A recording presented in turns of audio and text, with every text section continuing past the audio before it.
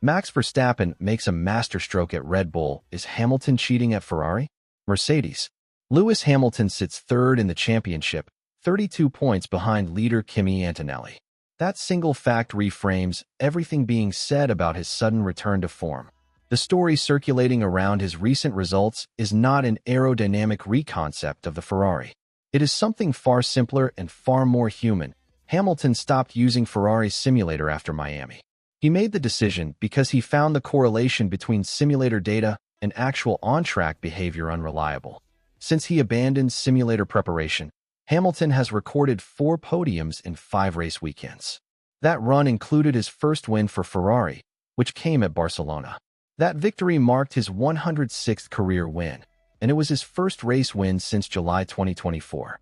Heading into the Belgian Grand Prix weekend at Spa-Francorchamps, this was his 6th consecutive event without any simulator work. Hamilton has described his own approach in blunt terms.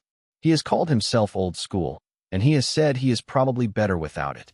Those are his words, not a narrative constructed around him. This turnaround follows what has been, by most measures, a difficult first Ferrari season for the 7-time champion, a season where results did not match expectations and where questions about his adaptation to the team were constant. There is no evidence of a Macarena wing update, no confirmed FTM exhaust device change, and no documented MGUK torque conflict tied to this specific turnaround. Those explanations do not hold up against what has actually been reported. The real explanation is procedural. Hamilton changed his preparation method, and his results changed with it. Championship order remains Antonelli, then Russell, then Hamilton, and Hamilton's improved form has not yet closed that 32-point gap. George Russell's situation at Mercedes tells a different story, one the team itself cannot fully explain. Russell qualified in P4 at Spa, 0.508 seconds behind his teammate Antonelli's pole time. This is not a case of sabotage or internal team politics. It is a genuine, team-acknowledged straight-line speed deficit that has resisted explanation. Team principal Toto Wolff addressed it directly, saying Mercedes has left no stone unturned and still cannot explain the deficit. During Friday practice, Russell reported losing as much as 0.8 of a second on the straights compared to Antonelli. By qualifying, that gap had narrowed to 0.4. The deficit was not spread evenly across the lap. It concentrated specifically in Sector 2 and Sector 3, through the Pahon corner and down towards Stavelot. That sector-specific pattern is tied to how the 2026 specification cars harvest and deploy energy through corners, a defining characteristic of this generation's power unit regulations. Wolff floated one possible explanation, that Antonelli's power unit is newer than Russell's. Russell initially suspected his own driving style might be the cause, but he has since explicitly ruled that out. There is no confirmed telemetry percentage, no diffuser failure, and no MGUK collapse behind this story. Those are invented technical explanations that do not appear in any official team statement. The real account is simpler. Mercedes has data showing the gap, and no isolated cause for it. The Spa weekend also produced a serious safety incident involving Max Verstappen and Carlos Sainz.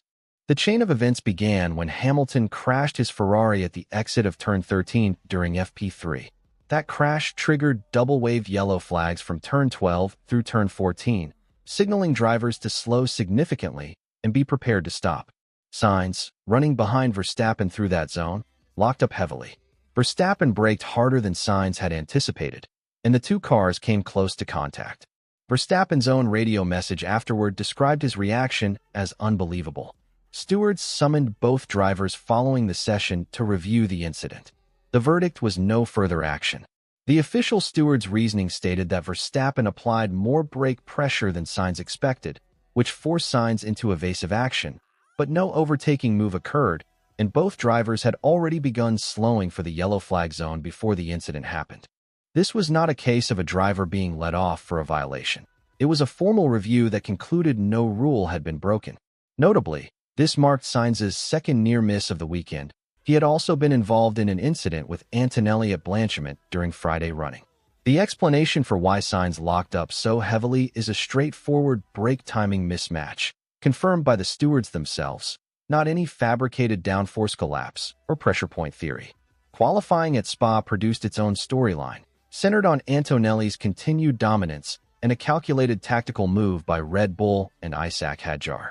Antonelli claimed his sixth pole position of the season, setting a time of 1 minute and 44.361 seconds. That lap beat Verstappen by 0.317 seconds. Verstappen's own qualifying lap benefited directly from a slipstream tow provided by his Red Bull teammate, Hadjar, through Q3. This was the masterstroke, a coordinated tactical decision within Red Bull to position Hadjar ahead of Verstappen on track specifically to provide a straight-line advantage during the critical qualifying lap. Verstappen himself acknowledged the impact of that tow, stating that without it, he would have qualified P6. Even with the benefit of the tow, Verstappen noted that the gap to Antonelli's pole time remained significant, describing it as still 0.3 even with a massive tow. The tactical benefit for Verstappen came at a steep cost for Hadjar. He is set to serve a 30-place grid penalty, broken down as 10 places each for 3 separate power unit components that exceeded their seasonal allocation: the internal combustion engine, the turbocharger, and the exhaust system. Because a penalty of this size exceeds the standard 15-place maximum, it is automatically converted under the regulations into a back-of-grid start, placing Hadjar in P22 for the race. This is not a case of a driver sacrificing theoretical grid positions as part of some broader strategic sabotage. It is the standard consequence of a reliability cost regulation that all teams operate under in 2026. Hadjar was not the only driver affected by penalties following qualifying. Lando Norris also faces a 10-place grid penalty for exceeding his control electronics allocation for the season. That penalty does not affect the front 2 positions on the grid, meaning Antonelli and Verstappen retain their P1 and P2 starting positions. It does, however, shift the complexion of the rest of the field. With Norris's penalty applied, Russell is promoted to P3 for the race itself, an improvement on his P4 qualifying result driven entirely by penalty application rather than pace. Taken together, the 4 storylines from the Spa weekend point to a season where explanations are becoming harder to separate from speculation. Hamilton's revival at Ferrari is tied to a specific, confirmed decision about simulator use rather than any hidden technical development.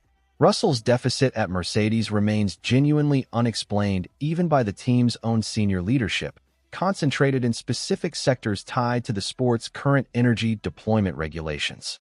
The Verstappen-Sainz incident at turn 13 was reviewed formally by race stewards and closed with a clear, documented explanation rooted in brake timing rather than any car performance anomaly.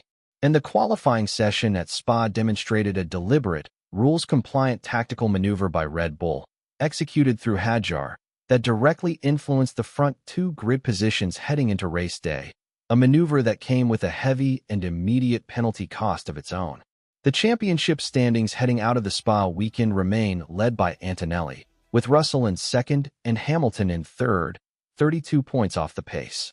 Every one of the developments from this weekend, Hamilton's change preparation routine, Mercedes' unresolved straight-line deficit, the stewards' ruling on the near miss, and Red Bull's